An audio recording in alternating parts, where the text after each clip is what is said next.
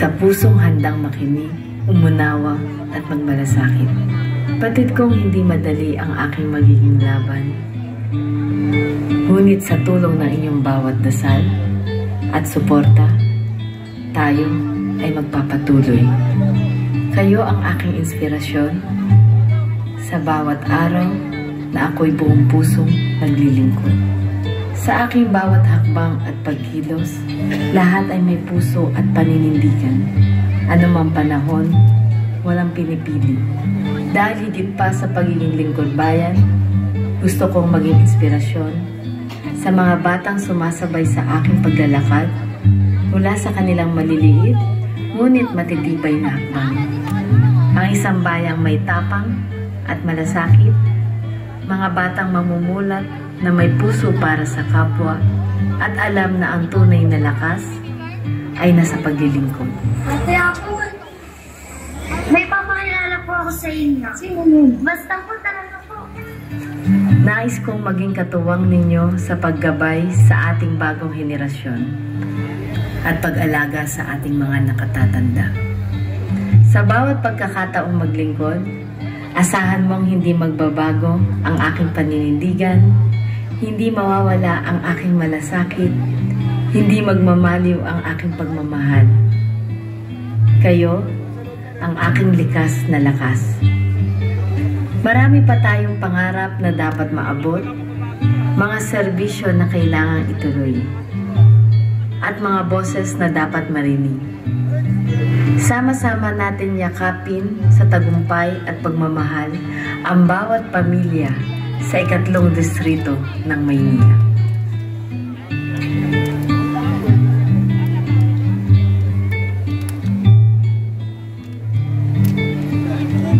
Apol, lagi nilaman ng aking desay.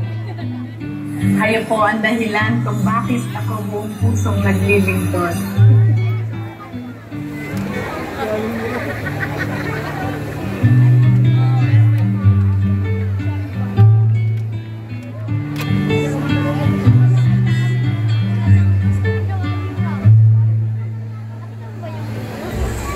Susunod na tagapagsalita ay nasa kanyang 2nd terminong paglilingkod at bilang top nurture counselor o ang pinakamaraming nakukuhang boto sa buong lungsod ng Maynila. Ramdam ang serbisyong may puso at tapat sa bawat gawa.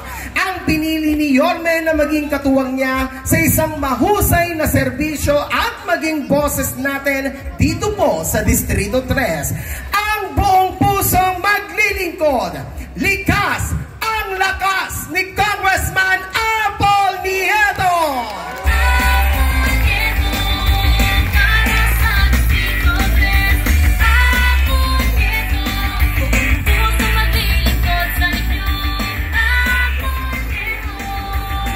Kaya magandang gabi mga batang Quiapo!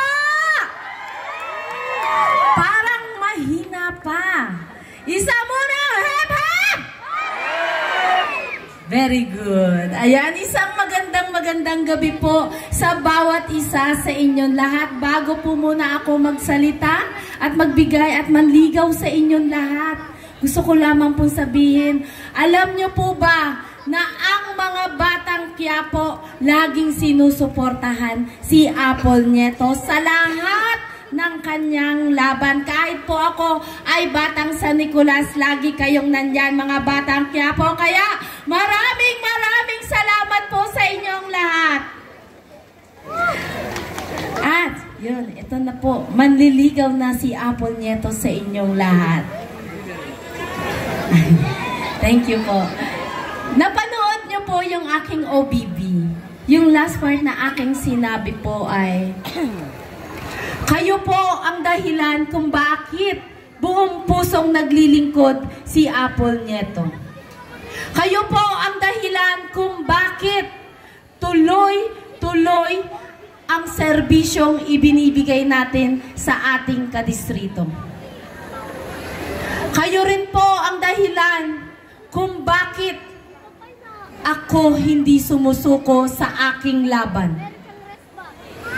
Mga kadistrito ko, every time na ako ay bumababa sa distrito natin, pumupunta sa bawat pamilya, sa bawat tahanan na aking pinupuntahan. Ang laging bulong sa akin, Apple Nieto, hindi ka namin iiwan sa laban mo. Hindi ka namin iiwan sa laban mo. Kasi never mo rin naman kaming iniwan. Never mo kaming iniwan. Lagi kang nandyan sa amin. Thank you so much po. Kahit hindi eleksyon, nandyan ka. Umulan. Sa sikat ng araw, lagi kang nandyan. Kaya, hindi ka namin iiwan. Alam nyo mga kadistrito ko, pag ako ay bumababa sa ating distrito, sa bawat barangay, ang dami kong kwentong nakukuha tungkol sa kanilang suporta. Alam nyo po, minsan ako ay nag-house to house sa isang barangay. At karamihan din ng barangay, ito ang sinasabi sa akin. Ang halaga nauubos. Pero ang pakikisama ni Apple Nieto, ang pagmamahal ni Apple Nieto, hindi nauubos. Ang sabi ko naman sa kanya, habang tumatagal, umaapaw pa yan. At ang sagot niya sa akin, alam mo kung ano? At habang tumatagal, gumaganda ka. Kaya, napahag talaga kay Kuya. Talagang ang galing mo, Kuya. Naramdaman mo yung aking puso. At hindi lang po yan. Ang daming dasal na nagbibigay sa akin. Ipagpipray kita, Apple Nieto. Kasama ka sa dasal ko, Apple Nieto. Unti mo bata, sasabihin niya sa akin, alam mo, Ate Apple, sinabi ko sa aking nanay, ipag-pray ka para manalo ka. Ate Apple, gusto kitang manalo, sana eleksyon na ngayon. Kaya sabi ko, ang saya ng aking mga kadistrito kapag naririnig ko yung mga ganong suporta nila. At higit sa lahat, alam niyo po, meron pang nagbigay sa akin ng kanta. Alam ko, napanood na ito ng iba. Si Kuya Ompong, ginawan ako ng kanta. Natuwa ako sa kanya. Sabi ko, Kuya, bakit mo ako ginawan ng kanta? Dahil naramdaman kita. Dahil kilala kita dati pa.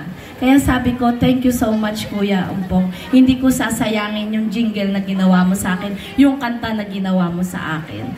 Kaya ito lamang po ang isa sa mga binibigay na suporta sa atin ng ating mga kadistrito. Kaya sa aking mga kadistrito, yung mga mensahe at suporta na lagi niyong ibinibigay sa akin, hindi ko po yan sasayangin. Lagi ko pong sinasabi kapag ako ay nagsasalita sa lahat ng mapaugnayan, small caucus, sa ating big caucus, lagi ko pong sinasabi, si Apple Nieto po ay para sa lahat. Walang pipiliin na mamahalin. Walang pipiliin na tutulungan. Dahil si Apple Nieto po ay para sa lahat. Binigay ako ng Panginoon sa inyong lahat. Kaya hindi ko binibigo ang ating Panginoon. Mga kadistrito ko, mga batang Quiapo, ako po ay nandito sa inyong harapan. Dala ko ang mas malaking pangarap.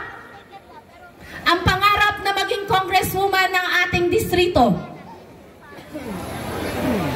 Ito po ay hindi tungkol sa akin. Ito po ay hindi patungkol sa akin. Ito po ay tungkol sa lahat ng pamilyang nangangailangan ng tulong. Sa lahat ng mga batang may mga pangarap. At sa lahat ng mga manggagawang araw-araw na lumalaban sa kanilang buhay para sa kanilang pamilya. Kaya uulitin ko po, si Apple Nieto po ay para sa lahat.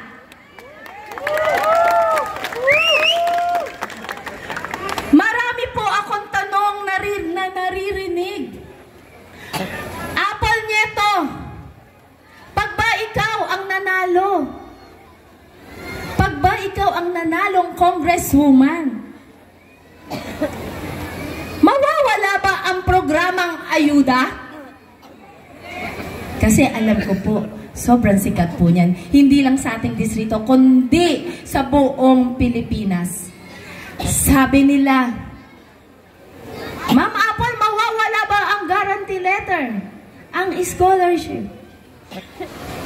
Hala, Ma'am Apple Nieto, paano na ang tupad at AIX? Isa lang ang sagot ko sa inyo. Isa lang sagot ko doon sa aking kausap. Hindi po mawawala ang mga programang ayuda. Kasi po, kasama na po yan ng sistema ng gobyerno ng Pilipinas. Lahat po ng congressman, congresswoman ay meron po niyan. Kaya wag po kayong mag-alala. Wag po kayong mag-alala. Ako po ay nandito sa inyong harap. Sabi ko po, dala ko yung mas malaki kong pangarap. Ibig pong sabihin nun, hindi po tayo magpo-focus sa programang ayuda. Pero po, mga kadistrito ko, mga batang Quiapo, pag ako nabigyan ng pagkakataon, meron lang po akong hiling para sa inyong lahat. Sana po mapagbigyan niyo ako. Sana po tulungan niyo po ako na maibaba po ito ng maayos sa bawat barangay, sa bawat nangangailangan. Tutulungan niyo po ba ako? Gawan natin to ng sistema. Samahan niyo po ako. Pero, mga kadistrito ko, mga batang Quiapo, kailangan ko ng malawak na pangunawa ng bawat isa. Sasamahan niyo po ba ako? Sinabi ko po kanina, hindi po tayo magpo-focus lamang po sa programang pang-ayuda. Pero hindi po natin to iiwan. Hindi natin to pababayaan dahil ibababa natin ito ng maayos. Si Apple Nieto po, masayang-masaya nung napili ni Yorme Isko Moreno na maging katuwang niya dito sa ating distrito. Dahil ibig sabihin, mga batang Quiapo, mga kadistrito ko, meron nakita si Yorme Isko Moreno na kaya pa natin, na meron pa tayong kayang gawin. Tama po ba ako? Dahil nung ako ay konsehal naman, ang dami nating nagawa.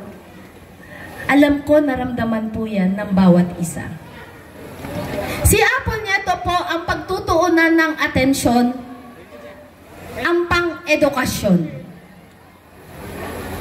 Gusto po ba ng ating mga kapwa magulang yan? Alam niyo po kung bakit po nabuo yung aking mga programa at proyekto na aking iahain sa inyo. Dahil po nung simula nung ako ay napili ni Yorme na maging katuwang dito sa ating distrito, nagbalik tanaw ako. Nagbalik tanaw ako doon sa pagbaba ko sa bawat barangayan. Inalala ko, ano ba ang daing ng ating mga kadistrito? Ano ba ang daing ng aking kapwa ko magulang pagdating sa edukasyon?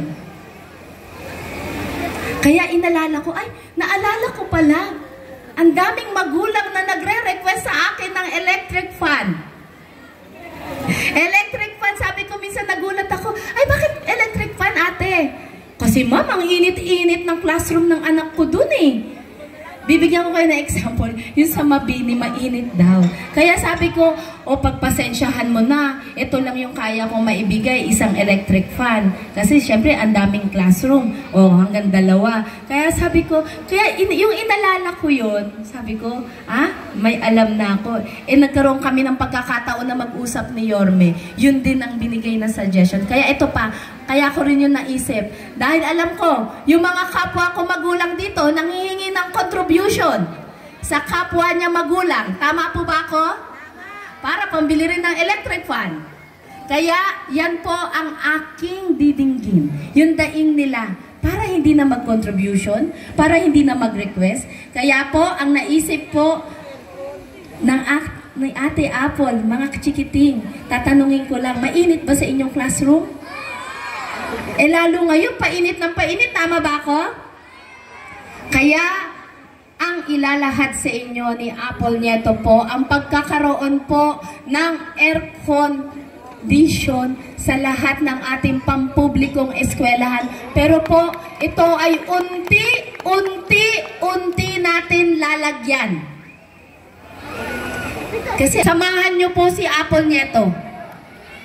Huwag nyo pong iwan si Apple Nieto. At higit sa lahat, ang buong Yormes Choice. Huwag nyo pong iiwan. Isa lamang po ang aking tanong sa inyo. Handa na po ba kayo? Handa na po ba kayo? Sa mas magandang Maynila? Sa mas makataruang Maynila?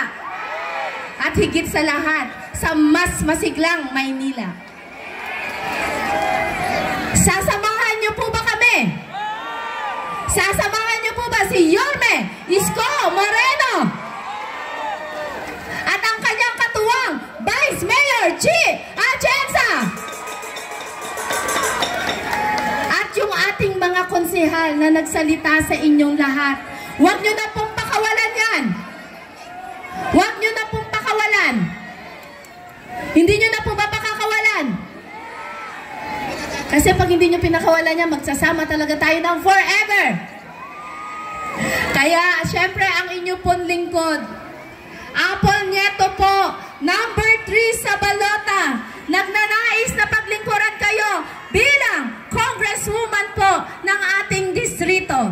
Muli po, maraming salamat. Likas at lakas, mabuhay ang Distrito 3!